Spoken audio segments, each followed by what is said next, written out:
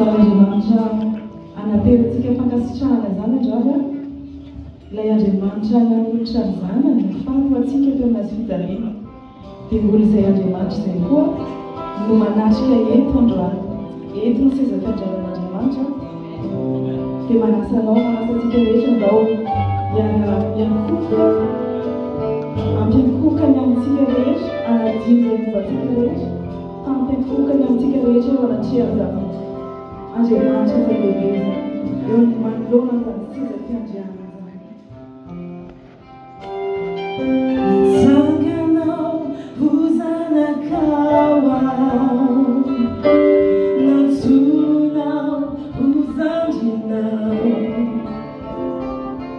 Fambula panudao nuefa Nanuluchane ay Iyanao Kehino nanatoku te sosyo